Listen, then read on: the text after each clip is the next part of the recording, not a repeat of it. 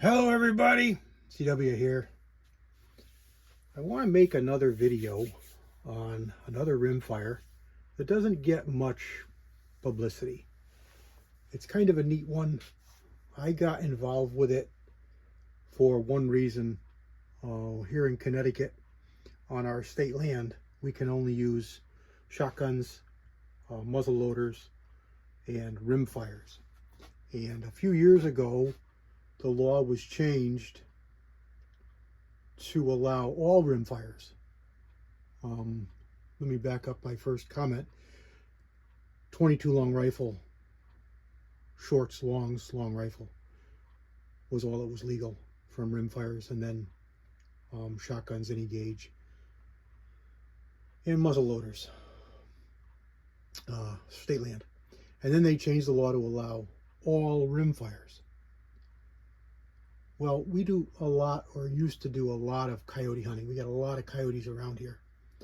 And there's quite a bit of state land to hunt on, especially if you're gonna coyote hunt, because it's just not utilized. There's not a lot of coyote hunters, a lot of small game hunters, as opposed to deer.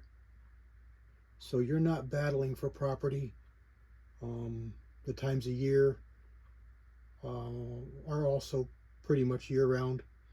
They used to stop coyotes here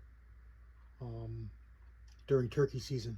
You couldn't shoot coyotes during turkey season, and then they changed that law to allow you to do that. So year-round we can hunt coyotes, but we can't hunt them at night, only in the daytime. But there was some provisions that were started to move forward that might have been something that was going to be allowed. So that's why the rifle in the back has that night vision optic on it. What exactly that is that's a digital. I guess there's two different kinds of night vision: infrared and night vision, I guess. There's a name for it anyway. That's not a really expensive one. That's not a fancy one. That's a Sightmark Wraith. That was a newer model a couple years ago, and they've got it even a newer model now that's even a little better, a little smaller. I'm not up on everything about it, but I got it just because of that, coyote hunting at night. And the caliber that both of these rifles are, they're both identical rifles.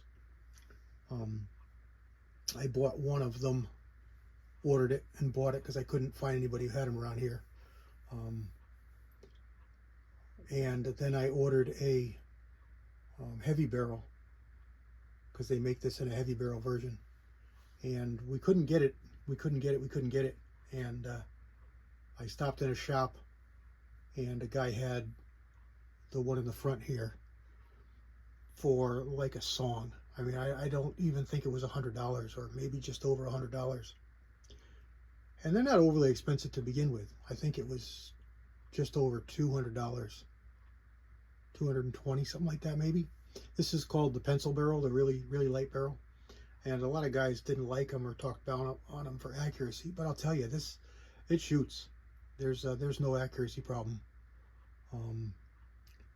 If this video takes off, I will go in and talk some more about what I did to improve accuracy on that back rifle, because I really did almost double the really good accuracy that it had. And I also made it shoot a bullet that it didn't shoot well, that I wanted it to shoot well. It shot the 20 grain bullets really well, and it wouldn't shoot the 25s worth of crap. 25s being the 25 grain load. Again, shooting coyotes, I wanted the heavier bullet, and it wouldn't shoot it. It would shoot it good enough. If I kept it inside 100 yards, I probably got a little over, just under 2-inch groups at 100 yards, which is good enough for coyotes. Certainly nothing to brag about. but it was good enough. And I made it with what I did. I made it shoot under an inch at 100 yards with those bullets. And ironically, I think this golden, this load here, American Eagle load, shot the best. It shot virtually in one hole, like under 3/8 of an inch, just in one hole, before I did the accuracy mods. And after the accuracy mods, the best I could get to shoot was like 3/4 of an inch.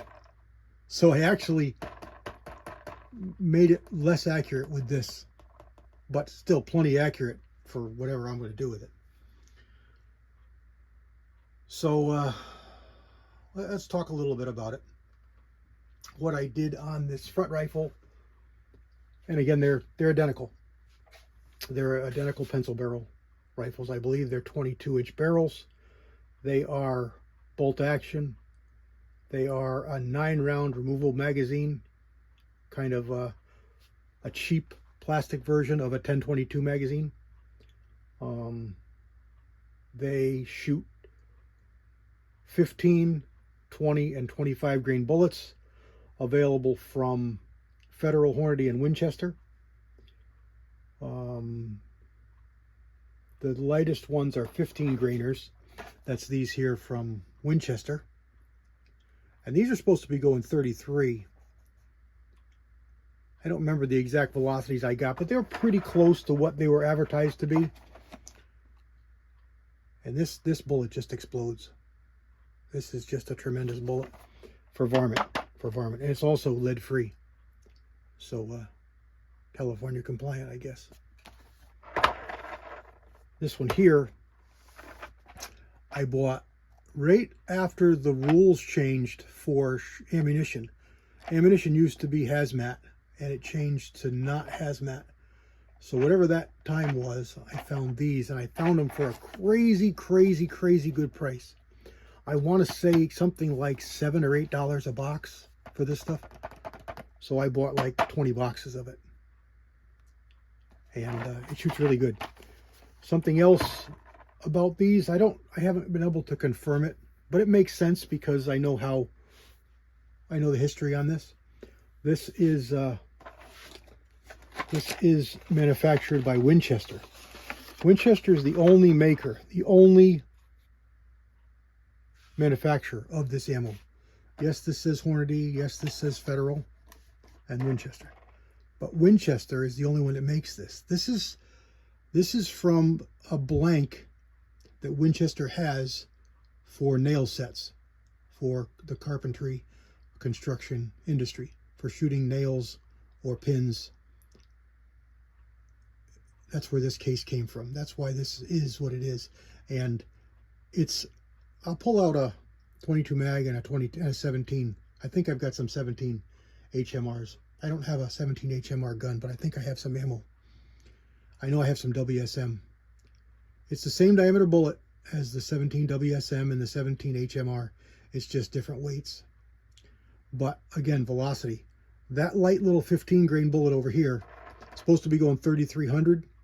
The 20 grainers are supposed to be going 3,000. And the 25 grainers are supposed to be going 2,600. Yes, it's a rimfire. And yes, it is going over 3,000 feet per second with these lightest bullets. It's a really good shooter. And I have only shot a couple of coyotes with it. I've shot them with the 20 grainers and the 25 grainers, and it works for me like any other firearm. You know, it doesn't put them down like a 223 can. You hit a coyote with a 223, you've probably all seen the videos. They'll do the spins, or they'll drop right there. Generally, if they run, it's not very far. If they run, it's because you didn't hit a major bone, or the bullet didn't really explode. But if you hit them good and that bullet blows up inside, they just drop. They just tip over. And I'm waiting to shoot one with these really light ones. I haven't done it yet. I'm kind of afraid at distance because it's such a light bullet. If you were to hit a bone, a rib bone, they may not make it into the chest cavity. So that's what worries me. Coyote ribs are light, but still, that's a light, screaming fast bullet. So I don't know. I believe these would make it. These would do it. I've had them not exit coyotes.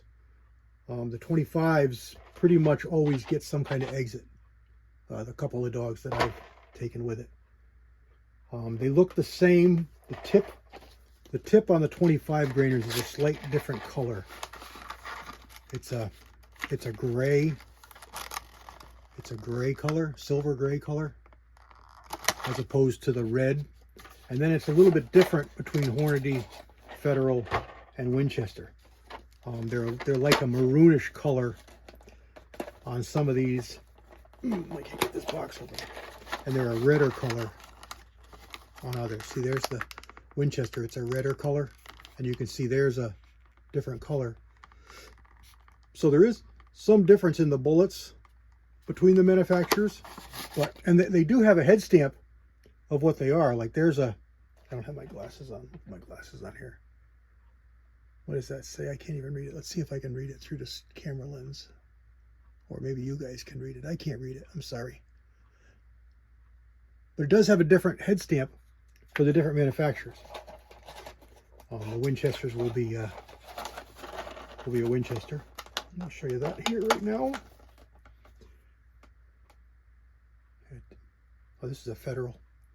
See, there's a Federal head stamp. Typical F that you're used to seeing on Federals. So let's get this one that's a different color. Let's see if that one says Winchester on it. Nope, it doesn't. Let's go down the other end of the box. There we go. You can see the red down here. These are Federals, and the maroon down there. These are probably Winchesters. Yeah, Winchesters. Hopefully that's focusing. Big W. Hopefully that's focusing. Big W. So we've talked about the accuracy. We've talked about the rifles. We've talked a little bit about the ammunition. Let's look at these Hornadys.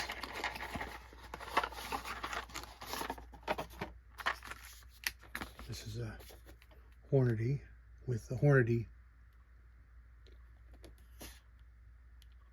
head stamp brass. And all. The scope I've got on the front rifle is a Bushnell made specifically for the WSM cartridge, Winchester Super Magnum.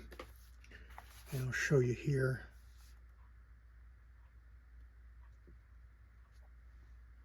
And it's targeted at the 20 grain WSM cartridge.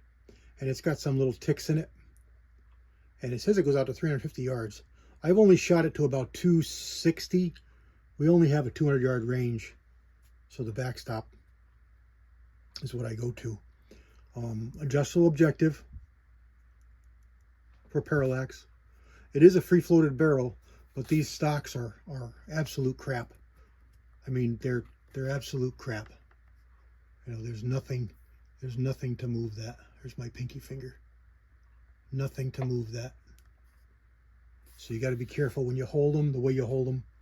The action is different. The action is unique. Sorry, I bumped the wire. Let me back you out a little bit. It's cock on closing, not cock on opening. And the way the bolt works, if you're not careful or conscious, you can rack this bolt and close it before it's actually closed in the action. See it? It's camming, but the lugs are way back here. There's nothing on this bolt. It's smooth. The lugs are way back here. So if you're not careful cycling this quickly, you're not going to get it. So when you close the bolt, it's cock on close. Here's difficult to close. And it's got a real funky bolt knob.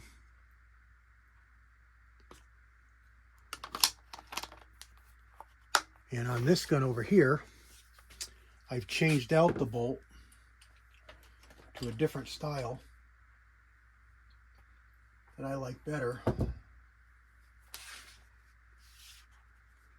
I forget who made it, but I notched it and adjusted it and cut it, and then I put a ball on it, and then I adjusted the ball because it's so close to the stock it was hard to get my finger under it.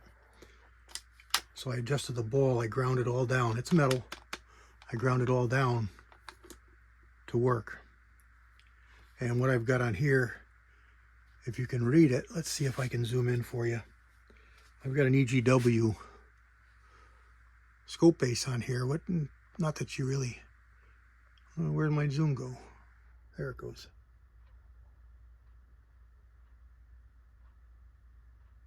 .20 MOA base.